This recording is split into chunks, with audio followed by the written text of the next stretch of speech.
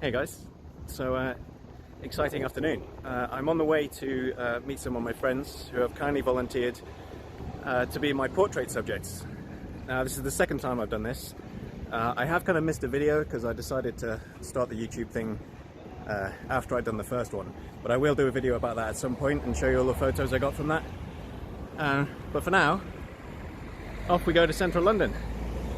The first thing I've noticed already is that when I kind of planned this, it was supposed to be overcast, which is thank you, sorry, crossing the road, which is supposed to be a lot easier to take photos, to get the nice light, because I don't know if you can tell from me at the moment, you get these really harsh shadows across the face when it's bright sunlight, but when you're in shade, it's a little bit more evenly distributed. So that's kind of what I was aiming for, but already I've not even got to London and there's the first curveball.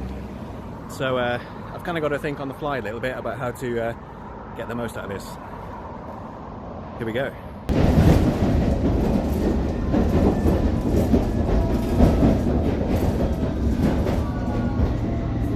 So I've arrived in central London. I'm currently at the Embankment and just kind of waiting. I'm a little bit early. This, you did hear me correctly, this is my second portrait photography shoot. I actually did the first one on Monday, and I do want to say a huge thank you first of all to George and Lorraine for kind of volunteering to be my experimental subjects for those photos. Now at some point I will do a video to show you kind of my editing process and just how many of them were let's say not particularly great, but you know, again, same thing that I'm used to. There's lots of overexposure, lots of blurriness.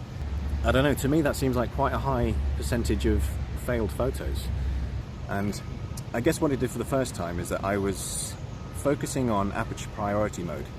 Now that's usually indicated by a little AV on your camera, and all it means, kind of in the simplest terms, is that you are telling your camera what you want the aperture to be, and therefore you're giving the camera permission to change everything else around that. So you specify the aperture and the camera kind of compensates using the shutter speed and sometimes the ISO, depending on your settings, to make sure that there's enough light getting into the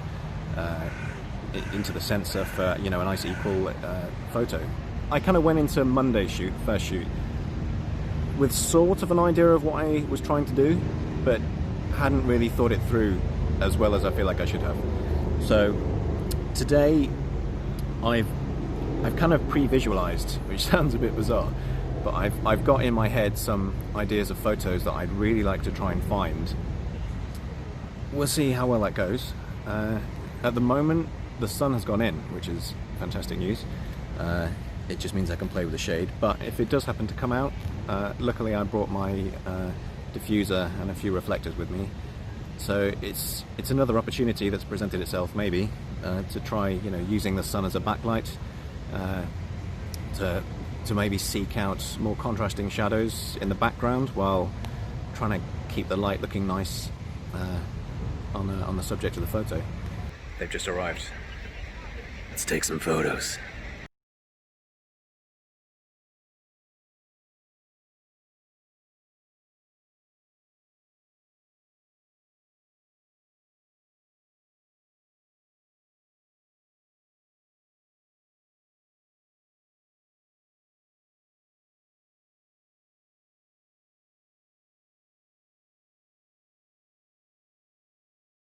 First of all, I want to say a huge thank you to Pete and Letty for being fantastically awesome yesterday.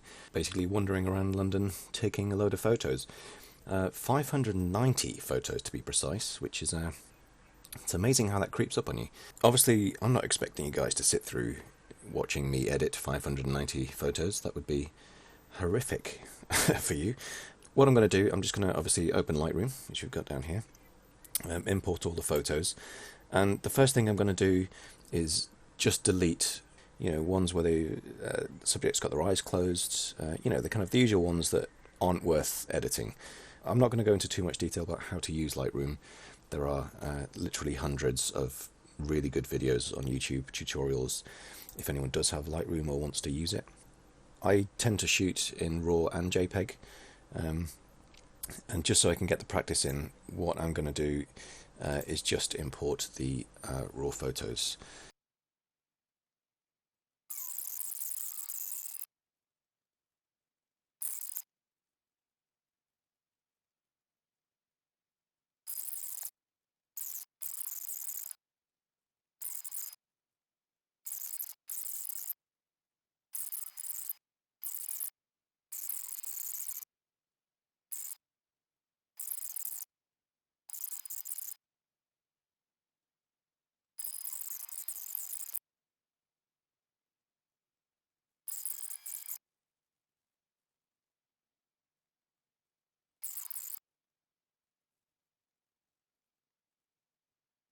Okay, so I've been through all of the photos, and I've kind of whittled it down to, what have we got here?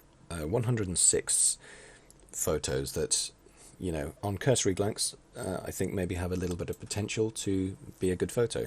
What my plan is for these 106 photos, I'm literally going to go through one by one and just make some very basic changes. So in Lightroom, this is kind of the holy grail section, I suppose. So what I'll do, I'll go through all of them, apply corrections, and make them all look as nice as I can.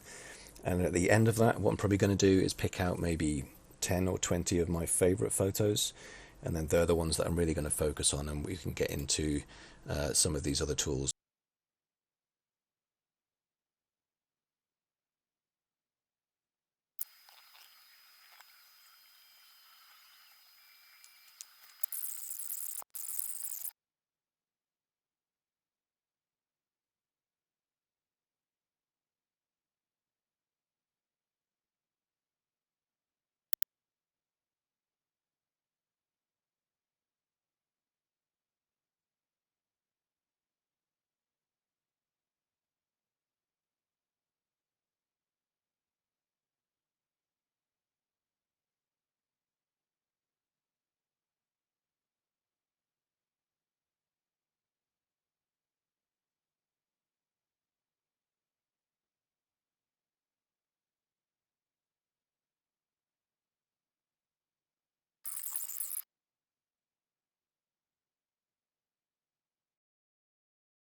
So I've gone through all of the photos and kind of rated them accordingly, and the ones that I've given 5 stars are the ones that you see in front of you, and these are the ones that I feel like are probably the best of the bunch. Whether it's, you know, a combination of composition or colour or lighting, these are the ones I'm most happy with. So what I'm going to do now is just go through each of these and you know, just give them that little bit of extra care and attention. You know, just try and make the eyes pop a little bit more. You know, have a little closer look at the cropping or the frame itself. I feel like most of them are kind of good already, but yeah, let's see where we get to. So hopefully the next time you see all of these photos, they will be sort of in a state where I'm happy with them.